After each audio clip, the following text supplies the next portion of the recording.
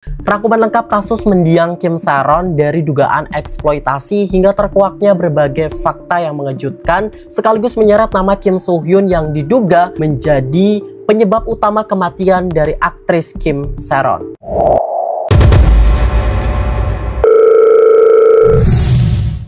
Halo guys, welcome back to Dekezone. Di video ini aku bakalan kembali membahas kasus aktris Kim Sae-ron yang kembali mencuat karena baru-baru ini pihak keluarga atau lebih tepatnya sang bibi telah memberikan kesaksian sekaligus mengungkapkan berbagai fakta yang mengejutkan terkait apa yang sebenarnya terjadi, dan sang bibi juga mengkonfirmasi rumor lama hubungan antara Kim Sae-ron dengan Kim Soo-hyun benar terjalin sejak usia Kim Sae-ron pada saat itu berusia 15 tahun, sementara Kim Soo-hyun pada saat itu berusia 27 tahun. Dan pihak keluarga juga menyebut Kim Soo-hyun adalah dalang dari penyebab kematian Kim Sae-ron yang mencoba ditutupi oleh pihak agensi. Oke, kalau di video sebelumnya aku sempat sekilas membahas kasus ini berdasarkan laporan polisi yang menyebutkan jika penyebab kematian dari Kim Sae-ron ini karena serangan jantung. Karena setelah dilakukan proses penyelidikan, pihak kepolisian tidak menemukan tanda-tanda kriminalitas atau lain sebagainya. Berita lain pun menyebutkan bahwa Kim Sae-ron dengan sengaja mengakhiri hidupnya karena tekanan depresi. Pula salah seorang YouTuber asal Korea Selatan bernama Lee Jin Ho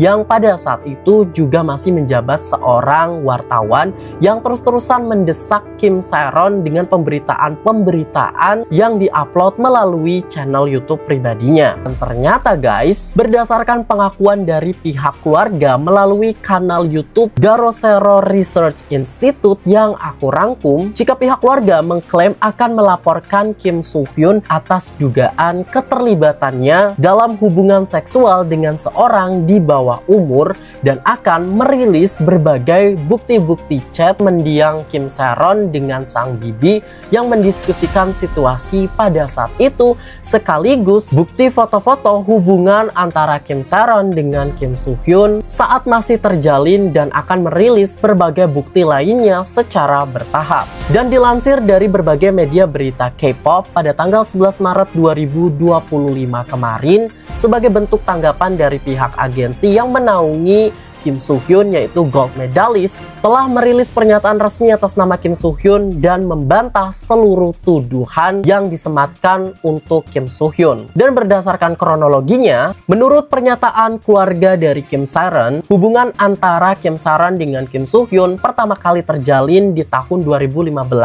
sampai 2021, yang dimana sekali lagi pada saat itu Kim Sae-ron masih berusia 15 tahun sementara Kim Soo-hyun berusia 27 tahun. Dan pada tahun 2019, Kim Soo-hyun pada saat itu mendirikan agensi pribadinya dengan sepupunya yang bernama gold medalist yang saat ini menaunginya. Dan Kim Sae-ron dikabarkan turut membantu pengelolaan visual artis baru dan tugas-tugas lainnya tanpa dibayar sepeser pun.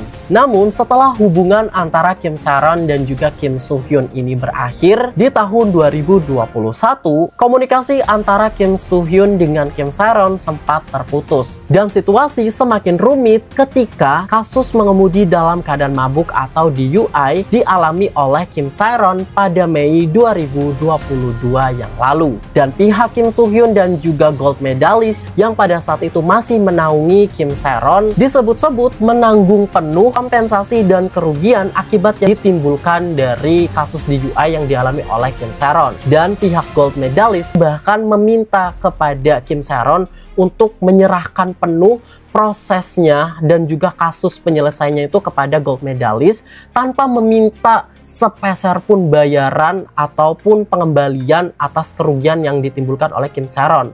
Jadi kayak Kim Sae-ron ini diminta untuk fokus untuk proses penyembuhan mental dan juga lain-lainnya. Untuk kasusnya itu kayak ya udah gitu, pihak agensi aja yang menyelesaikannya. Sontak dalam keadaan tersebut, otomatis Kim Sae-ron ini sangat senang dan dia pun cerita dan curhat kepada bibinya melalui via chat. Tetapi pada saat itu bibi dari Kim Saron juga mengkonfirmasi bahwa sebenarnya Kim Saron juga mau menangani sendiri kasusnya ini sampai selesai dan ingin menyelidiki kira-kira jumlah keseluruhan atau kerugian yang harus dibayarkan oleh Kim Saron itu berapa. Dan setiap kali Kim Saron ini meminta transparansi kepada pihak gold medalist yang mengurusi kasusnya, gold medalist ini selalu menghindar dan tanpa konfirmasi yang jelas dari mana hitung-hitungannya, pihak agensi itu langsung menodongkan sekitar 700 juta Korean won atau sekitar 7,8 miliar yang harus dikeluarkan oleh pihak agensi untuk menyelesaikan kasus DUI yang dialami oleh Kim Saron ini. Nah, meski pihak gold medalist ini sudah meminta ke Kim Saron untuk kayak udah nggak usah mengembalikan dana yang udah dikeluarkan untuk menyelesaikan kasus DUI-nya ini, sebenarnya pihak dari Kim Saron berniat untuk melunasi apa yang sudah dikeluarkan oleh pihak agensi untuk menangani kasusnya ini. Nah, tetapi pada saat proses penyelesaian kasusnya itu yang dimana pada saat itu sebenarnya belum selesai-selesai banget, Kim Saron dikonfirmasi telah diputus kontraknya dengan pihak gold medalist dalam keadaan kasusnya itu benar-benar belum selesai. Dan menurut klaim pihak dari keluarga Kim Saron, pada tahun 2024 kemarin, Kim Saron menerima surat permintaan pengembalian dana 700 juta won yang sebelumnya ditanggung oleh pihak gold medalist. Nah, karena Kim Saron ini terkejut akan surat yang tiba-tiba meminta untuk pengembalian dana 700 juta won secara mendadak, Kim Saron itu mencoba untuk menghubungi Kim Soo Hyun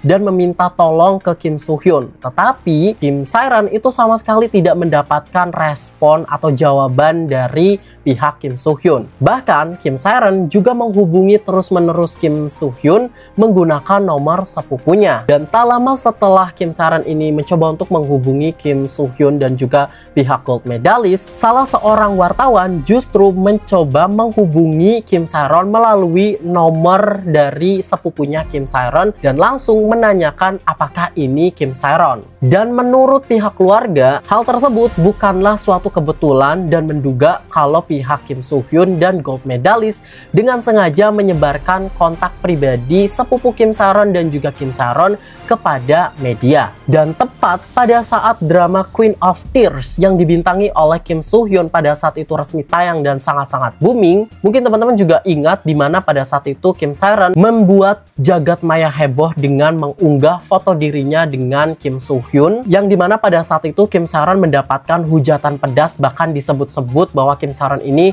mencoba untuk pansos ataupun disebut caper dan juga pick me karena mengunggah bertepatan dengan drama Queen of Tears yang dibintangi oleh Kim Soo Hyun ini sedang naik. Meski pada saat itu Kim Saron juga langsung menghapus unggahan fotonya. Dan menurut pihak keluarga, sebenarnya apa yang dilakukan oleh Kim Saron itu untuk memancing agar Kim Soo Hyun ini kembali menghubungi Kim Saron karena Kim Soo Hyun itu sulit untuk dihubungi, dan yang didapat oleh Kim Saron atas unggahan fotonya dengan Kim Soo Hyun hanya mendapatkan respon dari gold medalist bahwa gold medalist ini mengkonfirmasi dengan tegas bahwa Kim Soo Hyun dengan Kim Saron itu sama sekali tidak ada hubungan yang serius dan hanya sebagai partner biasa karena pernah dinaungi oleh agensi yang sama. Dan kasus ini pun semakin memanas setelah nama seorang reporter sekaligus YouTuber Lee Jin Ho dikaitkan dengan sejumlah laporan negatif terkait Kim Saron. Menurut keluarga, setelah insiden kasus mengemudi dalam keadaan mabuk atau kasus DUI ini menimpa Kim Saron, Lee Jin Ho terus-menerus menerbitkan berita negatif tentang Kim Saron selama 3 tahun berturut-turut yang mengakibatkan Kim Saron terus-terusan mendapatkan tekanan mental dan juga depresi secara psikologis. Bahkan menurut klaim pihak keluarga, Kim Saron itu sempat beberapa kali melakukan tindakan yang ekstrim. Selain itu, pihak keluarga juga menduga bahwa mantan manajer dari Kim Saron turut terlibat, yaitu Kwak Tae-yang adalah orang yang memberikan informasi kepada Lee Jin Ho. Hal ini didukung berdasarkan pada saat di hari kematian Kim Saron, justru Lee Jin Ho inilah yang merupakan reporter pertama yang menghubungi pihak keluarga dengan alasan apakah berita kematian Kim Sae-ron ini benar-benar terjadi. Dan menurut pihak keluarga, selain tekanan finansial dan juga sorotan media, keluarga Kim Sae-ron mengklaim bahwa Kim Sae-ron juga mengalami pelecehan pada saat terlibat dalam salah satu proyek comebacknya di industri hiburan Korea Selatan, yang mungkin kalau teman-teman nonton video aku sebelumnya bahwa Kim Sae-ron ini memang berniat untuk kayak bangkit kembali ke industri hiburan Korea Selatan. Bahkan ia juga sempat berdiskusi dengan teman-temannya untuk membangun kafe dan juga mengganti namanya dari Kim Sae-ron menjadi Kim Ah-im. Dan proyek yang dimaksud oleh pihak keluarga yang membuat Kim Sae-ron ini mendapatkan pelecehan, yaitu ketika Kim Sae-ron ini terlibat proyek teater bernama Dong Chimi yang diarahkan oleh salah seorang sutradara ternama. Namun dalam rekaman yang diungkap oleh Bibi Kim Sae-ron terungkap bahwa selama proses produksi, Kim Sae-ron mengalami pelecehan secara verbal dan diduga menghadapi pelecehan secara seksual juga. Nah, akibat dari tekanan yang terus-menerus memojokkan Kim Sae-ron, dikabarkan menurut pihak keluarga bahwa Kim Sae-ron disebut-sebut tidak mampu untuk membayar pengembalian dana sekitar 700 won tersebut. Dan pada tanggal 16 Februari 2025 kemarin, Kim Sae-ron memutuskan untuk mengakhiri hidupnya, yang dimana meninggalnya Kim Sae-ron ini bertepatan dengan hari ulang tahun Kim So-hyun. Dan setelah kepergian dari Kim Sae-ron ini, pihak keluarga juga menyampaikan keprihatinannya terhadap berbagai media berita yang saat ini masih menyebarkan informasi palsu, yang dimana isi pemberitaannya memuat banyak tuduhan, salah satunya bahwa tuduhan pihak keluarga dengan sengaja mengeksploitasi keuangan Kim Sae-ron. So, itu adalah rangkuman dari kasus mendiang Kim Sae-ron berdasarkan laporan dan ungkapan dari pihak keluarga, atau lebih tepatnya Bibi Kim Sae-ron, yang saat ini tengah speak up melalui kanal YouTube Garosero Research Institute. Dan aku juga balikin lagi ke kalian, kira-kira pendapat kalian seperti apa? Kalian boleh discuss di kolom komentar, ataupun kalian juga ingin menambahkan informasi yang mungkin belum aku masukkan ke dalam video ini, atau mungkin ada informasi yang salah, kalian juga boleh untuk membenarkan apa yang sebenarnya kalian ketahui. So, segitu aja videonya. Thanks for watching. See you next time on my video. Bye-bye.